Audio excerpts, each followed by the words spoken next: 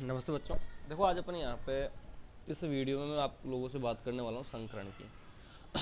Second grade का exam आने वाला है और तो सब काफ़ी बच्चों को संकरण आता है, ऐसा नहीं कि संकरण नहीं आता है, पर इससे रिलेटेड एक दो क्वेश्चंस आते हैं। तो मेरे कुछ मित्र थे, उन्होंने पूछा था मेरे से कि संकरण पे एक वीडियो बना दे, तो मैं ये वीडियो बना रहा हूँ। आप सभी लोगों के काम आएगा अगर आप लोग सब देखोगे। तो जिसको संकरण नहीं आता, किसी भी मॉलिक्यूल के अंदर संकरण कैसे निकाला जाता है, और सेकंड ग्रेड के अंदर आप लोगों ने देखा होगा किस तरह के क्वेश्चंस पूछे गए हैं, उन सब की मैं बात करने वाला हूँ इस वीडियो में। तो इस वीडियो को अपन ज़्यादा बड़ा नहीं करेंगे। मैं यहाँ पर आप लोग को संकरण बताऊँगा कि संकरण के क्वेश्चन किस तरह के आएंगे, किस तरह से क्वेश्चन पूछे जाते हैं संकरण के। ठीक है, चलो वीडियो को अपन चालू करते हैं।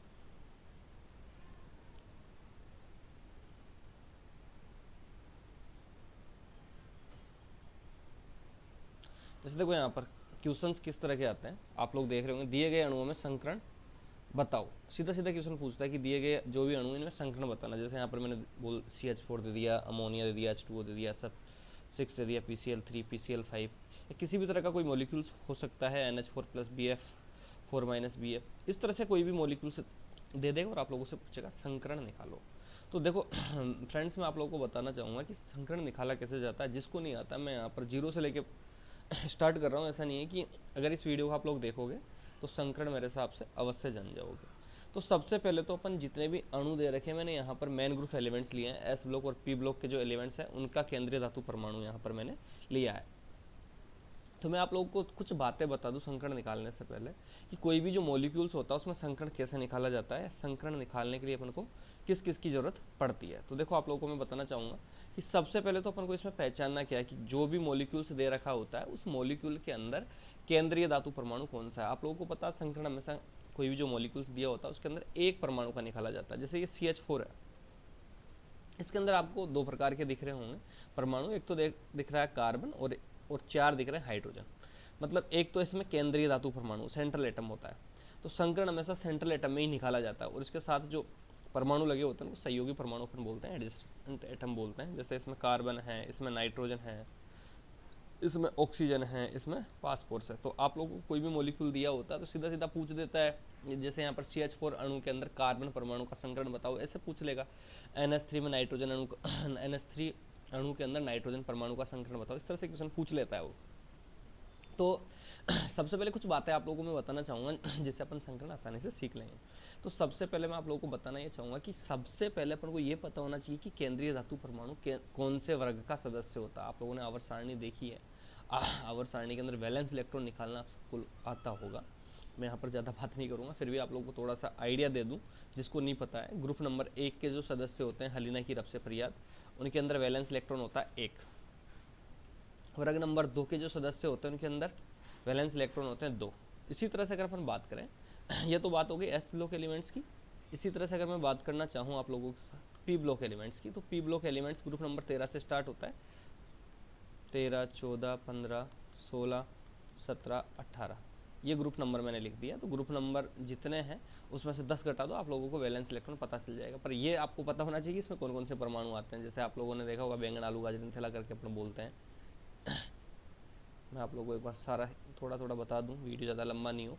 इसमें 3 वैलेंस इलेक्ट्रॉन होते हैं, संयोजी इलेक्ट्रॉन। इसमें 4 होंगे, इसमें 5, 6, 7 और 8। जैसे ये जो ग्रुप नंबर 18 होता है इसको अपन बोलते हैं नोबल गैसेस के नाम से जानते हैं। और ये helium, neon, argon, xenon, radon. तो इसके अंदर जिनोन के काफ़ी एटम्स आते हैं। तो जिनोन के अंदर अगर सेंट्रल एटम में के रूप में देखोगे तो इसमें 8 वैलेंस इलेक्ट्रॉन है। संयोजी इलेक्ट्रॉन कितने? 8। ग्रुप नंबर 17 आप लोग सब जानते हो, फ्लोरीन, क्लोरीन, ब्रोमीन, ये हेलोजेंस होते हैं। फ्लोरीन, क्लोरीन, ब्रोमीन और आयोडीन, इनके अंदर 7 वैलेंस इलेक्ट्रॉन होते हैं। कितने? 7 संयोजी परमाणु होते हैं। इसमें आप लोग सब जानते हो ऑक्सीजन आता है, सल्फर आता है, सेलेनियम आता है, टेलुरियम आता है, पोलिनियम आता है। ये जो होते हैं इनके अंदर 6 वैलेंस इलेक्ट्रॉन होते हैं। कितने? 6 संयोजी इलेक्ट्रॉन होते हैं। नाइट्रोजन, नाना पार्टिकल स्टेरस, सब बिंदास आप लोग सब पढ़े होंगे। तो इनके अंदर 5 वैलेंस इलेक्ट्रॉन है। और ग्रुप नंबर 14 जो होता है, कार्बन है, सिलिकॉन है, ये वाला जो होता है, इसके अंदर 4 वैलेंस इलेक्ट्रॉन होते हैं। तो ये आप लोगों को पता चलेगा कि वैलेंस इलेक्ट्रॉन कितने कितने होते हैं। सबसे पहले अपन को पता होना चाहिए। जैसे कार्बन है, कार्बन के अंदर 4 वैलेंस इलेक्ट्रॉन अपन को पता होना चाहिए। नाइट्रोजन है तो नाइट्रोजन में 5 वैलेंस इलेक्ट्रॉन होते हैं। ऑक्सीजन के अंदर 6 होते हैं और पास कोर्स में 5 वैलेंस इलेक्ट्रॉन होते हैं, क्योंकि जो संकरण निकालेंगे अपन उसमें भी आने वाला है संकरण निकाला कैसे जाता है, तो उसमें 5 वैलेंस इलेक्ट्रॉन होते हैं। अब इसमें देखो आप लोगों को थोड़ा सा मैं बताना चाहूँगा कि अपन जो एक फॉर्मूला होता है, शॉर्ट ट्रिक्स अपन बोल सकते हैं कि संकरण निकालते कैसे। इसमें मैंने ये फॉर्मूला जो लिखा है इसमें देखो आप लोगों को दो चीज़ आपको दिख रही है, यहाँ एन है, ये एन का मान, नीटा मत समझ लेना, एन है या नीटा समझ लो, कोई दिक्कत नहीं है। यहाँ पर ये कार्बन एटम नहीं है, आप लोगों को मैं समझा दूँ, सेंट्रल एटम है, केंद्रीय धातु परमाणु के संयोजी कोष में उपस्थित इलेक्ट्रॉन प्लस केंद्रीय धातु परमाणु के साथ जुड़े एक संयोजी परमाणुओं की संख्या। जैसे ये PCl5 है, कोई अणु है इस PCl5 के अंदर केंद्रीय धातु परमाणु हो गया पासपोर्स, तो इसके संयोजी कोष में उपस्थित इलेक्ट्रॉन, और इसके साथ में देखो मैंने लिखा सेंट्रल एटम, केंद्रीय धातु परमाणु के साथ जुड़े एक संयोजी परमाणुओं की संख्या। जैसे यहाँ पर एक मॉलिक्यूल और लिखता हूँ मैं XeOF4। अब इसमें केंद्रीय धातु परमाणु जिनोन हो गया, ठीक है, परंतु इसके साथ दो प्रकार के परमाणु जुड़े हुए हैं, एक तो ऑक्सीजन जुड़ा हुआ है, एक फ्लोरीन जुड़ा हुआ है। तो जो फ्लोरीन होता है वो एक संयोजी होता है, एक संयोजी का मतलब जिसकी वैलेंसी +-1 हो, +1 भी हो सकती है और -1 भी हो सकती है। मैं आप लोगों को थोड़ा सा आइडिया ये भी दे दूंगा कि कौन कौन से परमाणु ऐसे होते हैं जो एक संयोजी होते हैं, उनके अलावा बाकी आप लोग जब भी देखोगे तो वो पता चल जाएगा कि वो द्विसंयोजी या त्रिसंयोजी या कुछ भी हो सकते हैं। तो अपन को क्या पता होना चाहिए, केंद्रीय धातु परमाणु के संयोजी कोष में उपस्थित इलेक्ट्रॉनों की संख्या पता होनी चाहिए सबसे पहले, और केंद्रीय धातु परमाणु के साथ जुड़े एक संयोजी परमाणु की संख्या अगर अपन को पता है तो उन दोनों को आप जोड़ दो। जैसे इसमें 5 और 5 कितना हो गया 10, 10 में 2 का भाग दिया 5। अगर अपन n का मान निकाल लेते हैं किसी भी अणु के अंदर तो संकरण भी आसानी से निकाल देंगे। देखो यहाँ पर मैं आप लोगों को बताना चाहूँगा कि मैंने यहाँ पर कुछ बातें लिख रखी है कि अगर n का मान अगर अपन को पता है, और जैसे मान लो n का मान यहाँ पे 2 है, तो अपना संकरण होगा sp संकरण। कौन सा, अगर n का मान आप लोग निकाल लेते हो तो n के मान के अनुसार अपन संकरण निकाल देंगे। जैसे यहाँ पर मैं आप लोग को बताना चाहूँगा n का मान जैसे यह है 2, तो संकरण कौन सा होगा sp। इसके अलावा अगर अपन बात करें n का मान अगर 3 है तो संकरण कौन सा होगा sp2। इसी तरह से 4 हो तो sp3, 5 हो तो sp3d, और 6 है तो sp3d2 है, सॉरी एक मिनट, 6 तो sp3d2 है, 7 है तो sp3d3 होता है संकरण। तो इस तरह से अपन संकरण निकाल देते हैं। तो आप लोगों को पता है कि निम्न अणुओं में संकरण बताओ और साथ ही साथ उसकी आकृति भी पूछ लेता है। सरल रेखीय sp संकरण है तो सरल रेखीय होती है, 3 है तो sp2 होती है, 4 है तो sp3, 5 है तो sp3d, 6 है तो sp3d2 और 7 है तो sp3d3। और आकृति आप लोगों को देख ही रहे हो, आप लोग इसका स्क्रीनशॉट ले सकते हो वीडियो के अंदर से। n के मान पता होना चाहिए और n के मान के साथ साथ हमको ये फॉर्मूला थोड़ा सा आप लोग किसी और को भी बताओगे तो आराम से आप लोग निकाल सकते हो कि अब देखो यहाँ पर कुछ परमाणु जो जिनमें अपन को संकरण निकालना है उनकी अपन बात कर लेते हैं। मैंने यहाँ पर देखो बहुत सारे मॉलिक्यूल्स दे रखे हैं, आप लोग इसका एक बार स्क्रीनशॉट ले लो चाहो तो, फिर मैं आप लोगों से पूछूंगा कि संकरण कैसे निकालते हैं।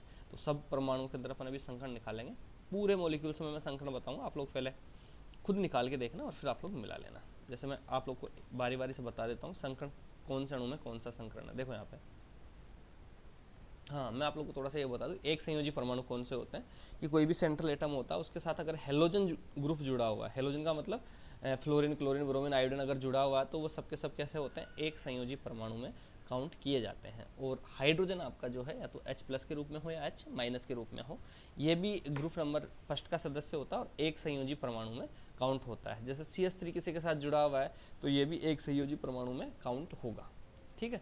तो इस तरह से अपन एक संयोजी परमाणु को पहचान सकते हैं। और जैसे ऑक्सीजन हो गया, नाइट्रोजन किसी के साथ डायरेक्ट अटैच्ड है केंद्रीय धातु परमाणु के साथ, तो वो त्रिसंयोजी परमाणु हो जाता है। तो आप लोगों को मैं थोड़ा सा बताना चाहूँगा कि संकरण निकालते कैसे हैं। तो अपन कुछ मॉलिक्यूल्स दिए हैं, उनका संकरण निकाल के मैं बता देता हूँ, बाकी फिर आप लोग निकाल लेना आराम से, ज़्यादा बड़ा वीडियो भी नहीं है ये। जैसे CH4 है, इसके अंदर अपन को n का मान कैलकुलेट करना है।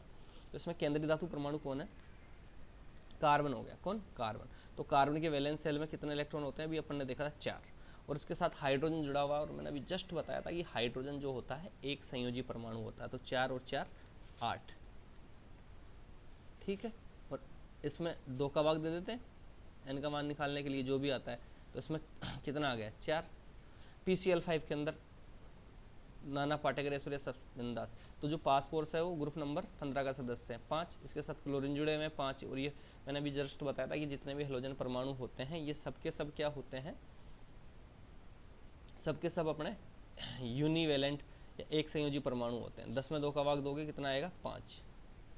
NH3 यहाँ पर देखो ये 5 और 3 8, 5 इसमें वैलेंस इलेक्ट्रॉन है और 3 इसके साथ जुड़े हुए हैं, तो 5 और 3 8, 8 में 2 का भाग दोगे, n का मान कितना आ गया यहाँ पे 4। यहाँ पर अपन लिख सकते हैं n का मान। अब देखो यहाँ पर XeO3 और XeOF4 लिख रखा है मैंने। जीनोन जो होता है आपका ग्रुप नंबर 18 का सदस्य होता है और इसके अंदर 8 वैलेंस इलेक्ट्रॉन होते हैं। कितने? 8। अब एक चीज़ मुझे बताओ, एक बात बताओ, इसके साथ जो केंद्रीय धातु परमाणु के साथ जितने भी संयोजी परमाणु जुड़े हुए हैं ये कैसे हैं? तो आप लोगों देख रहे होंगे इसमें संयोजी परमाणु जो है वो द्विसंयोजी है। कौन से? द्विसंयोजी। तो इनको अपन काउंट नहीं करते। संकरण के अंदर अगर एक संयोजी परमाणु उपस्थित है तो उन्हीं को काउंट करेंगे, बाकी को काउंट नहीं करेंगे। तो 8 + 0, 2 का भाग 2 तो कितना आया? 4। इसमें देखो इधर 8। अब इसमें 2 प्रकार के ऑक्सीजन भी और फ्लोरीन भी है, तो ऑक्सीजन को तो काउंट नहीं करेंगे, परंतु एक संयोजी परमाणुओं को अपन काउंट कर लेंगे। 8 तो इसमें हो गए और 4 फ्लोरीन, 8 और 4 12। 12 में आप लोग 2 का भाग दोगे तो कितना आएगा? 6। अब देखो n का मान अभी आप लोगों को मैंने बताया था, दोबारा एक बार देख लो आप लोग। n का मान जो होता है उसके अनुसार संकरण निकाल लेते हैं। ये देखो n का मान 2 है तो संकरण sp, 3 है तो sp2, 4 है तो sp3, 5 है तो sp3d और 6 है तो sp3d2 और 7 है तो sp3d3। आप लोग एक बार इसको स्क्रीनशॉट लेके अपनी कॉपी में लिख लो और फिर इन अणुओं का संकरण निकालने की कोशिश करते हैं। देखो आपके सामने मैं लिखता हूँ। यहाँ पर n का मान कितना है? 4। तो यहाँ पर संकरण कौन सा होगा? sp3। कौन सा होगा संकरण? sp3। किसी को भी कोई डाउट हो तो आप लोग मेरे को कमेंट्स करके बता देना भाई। sp3। 5 है तो sp3d, 6 है, सॉरी 4 है तो sp3। मेरे पुराने काफ़ी स्टूडेंट्स हैं जिनको मैंने सिखाया संकरण इस तरह से, वो भी अगर भूल गए हो तो वो यूज कर सकते हैं ये ट्रिक। XeO3 में sp3, इसमें 6 है तो संकरण कौन सा होगा? sp3d2। तो इस तरह से अपन संकरण निकाल सकते हैं। ये जो वीडियो इसमें ओनली आपको संकरण निकालना सिखा रहा हूँ, आकृति और लोनिफियर वगैरह सब काउंट करना सिखाऊंगा। वेस्पर थ्योरी का एक वीडियो और बनाऊंगा जिससे आप लोग इन अणुओं के संकरण के बारे में सीख जाओगे। तो ठीक है, अब मैं देखो बाकी जो फर्स्ट पेज पे मैंने आप लोगों को दिखाया था उन अणुओं में संकरण निकाल के आप लोगों को जल्दी जल्दी बता रहा हूँ इस वीडियो में। देखो पीछे ये देखो सबसे पहले CH4 है, अभी निकाल के आया हूँ मैं, आप लोग निकाल लेना संकरण। CH4 में होता है sp3 संकरण, NH3 में भी sp3 होता है, sp3 6 और 2 8, 8 में 2 का भाग 2 4, SF6 कार्बन S जो सल्फर होता है अपना जिसमें 6 वैलेंस इलेक्ट्रॉन होता है, 6 और 6 12, 12 में 2 का भाग 2 दोगे तो 6 आएगा। संकरण होगा sp3d2। 4 और 3 सॉरी 5 और 3 8, 8 में 2 का भाग दिया 4 आया। संकरण होगा sp3। PCl5 अभी अपन निकाल के आए हैं sp3d। NH4 देखो यहाँ पर प्लस और माइनस वाला आप लोगों को मैं बता दूं कि अगर प्लस होता है तो उसको कम कर देते हैं। नाइट्रोजन के वैलेंस सेल में 5 इलेक्ट्रॉन होते हैं, 5 और 4 9, 9 में से एक कम कर दो क्योंकि प्लस का मतलब इलेक्ट्रॉन निकल जाता है। तो 8, 8 में 2 का भाग दोगे तो 4 आएगा और संकरण कौन सा होगा? sp3। VF4 माइनस आता है तो जोड़ देते हैं। ठीक है, तो बोरोन है ग्रुप नंबर 13 का सदस्य होता है और इसमें 3 वैलेंस इलेक्ट्रॉन होते हैं, 3 और 4 7 और 1 8, 8 में 2 का भाग दोगे आप तो क्या आएगा? 4 और 4 का संकरण कौन सा हो गया? sp3। बेरिलियम ग्रुप नंबर 2 का सदस्य, 2 वैलेंस इलेक्ट्रॉन है, 2 और 4 6 और 2 8, 8 में 2 का भाग दोगे संकरण कौन सा होगा? sp3। ये कौन सा? नाना पाटेकर ऐश्वर्या सब बिंदास AsCl3 कौन सा संकरण हो गया भाई? 5 और 3 8 sp3। H3O+ ऑक्सीजन में 6 वैलेंस इलेक्ट्रॉन होते हैं, 6 और 3 9, 9 में से एक घटा दो 8, 8 में 2 का भाग दोगे संकरण हो जाएगा sp3। ClF3 क्लोरीन जो होता है इसमें केंद्रीय धातु परमाणु है और इसमें 7 वैलेंस इलेक्ट्रॉन होते हैं, 7 में 3 फ्लोरीन जुड़े हुए हैं तो 7 और 3 10, 10 में 2 का भाग दोगे 5, 5 जब आ जाए तो संकरण होगा sp3d। SF4 SF4 में संकरण कौन सा होगा? 6 और 4 10, 10 में 2 का भाग दो sp3d। ये भी निकाल के आया हो sp3। HgCl2 मरकरी, देखो देखो मरकरी कौन से ग्रुप का सदस्य होता है अपना? Zinc cadmium mercury. तो इसमें ग्रुप नंबर जो अपना 12 है उसमें भी 2 वैलेंस इलेक्ट्रॉन होते हैं, तो यहाँ पर भी 2 और 2 4, 4 में 2 का भाग दोगे तो संकरण हो जाएगा sp। PbCl2 तो देखो लेड जो होता है अपना, लेड मरकरी Hg आ गया। अब आप लोग को इसमें भी संकरण बताना है। Pb कल से गए एसन पंजाबी ग्रुप नंबर 14 का सदस्य है अभी, तो 4 और 2 6, 6 में 2 का भाग दोगे तो संकरण कौन सा हो गया? sp2। GaCl3 गैलियम, जो गैलियम होता है अपना ग्रुप नंबर 13 का सदस्य है, इसमें भी संकरण कौन सा हो जाएगा sp2, 3 और 3 6, BeCl2 2 और 2 4, 4 में 2 का होगा तो संकरण आएगा sp2। अब देखो यहाँ पर इस तरह से मैं अभी आप लोगों को CH3 बता रहा था कि कार्बन के वैलेंस शेल में 4 इलेक्ट्रॉन होते हैं, 3 इसमें हाइड्रोजन जुड़े हुए हैं, 4 और 3 7, और एक CH3 ग्रुप जुड़ा हुआ पूरा का पूरा। अगर इस तरह से हो तो ये भी यूनिवेलेंट माना जाता है। तो 4 और 4 8, 8 में 2 का भाग 2 तो 4 आएगा sp3। तो आप लोगों को ये भी पता होगा कि एल्केन के अंदर जो कार्बन होता है उसमें संकरण कौन सा था, sp3। डबल बॉन्ड के अंदर अगर अपन बात करें तो यहाँ पर sp2 हो जाता है 4 और 2 6, यहाँ डबल बॉन्ड हो गए ना, इसको अपन काउंट नहीं करेंगे। यहाँ पर देखो ये कितना, यहाँ पर जो संकरण है वो आएगा sp। तो इन अणुओं में आप लोगों को मैंने संकरण निकाल के बताया, आप लोगों को आ गया होगा जहाँ तक मुझे विश्वास है। और फिर भी अगर नहीं आया हो तो कमेंट्स करके मुझे ज़रूर बताओ। इसके बाद एक अगला वीडियो, एक और वीडियो लेके आ रहा हूँ 10 से 15 मिनट का होगा। उसमें कोई भी अणु, जितने भी अणु देखें इनकी आकृति कैसे निकालते हैं, सबकी आकृतियाँ निकाल कर अपन देखेंगे। इसका बंध कोण कितना होता है, बंध कोण का क्रम क्या होता है, सब अपन देखेंगे अगले वीडियो में। तो इस वीडियो में मेरे हिसाब से आप लोगों को बातें समझ में आ गई होगी, नहीं आई हो तो फिर भी मुझे आप लोग कमेंट्स करके बता सकते हो कि कौन सी बात आप लोगों के समझ में नहीं आई।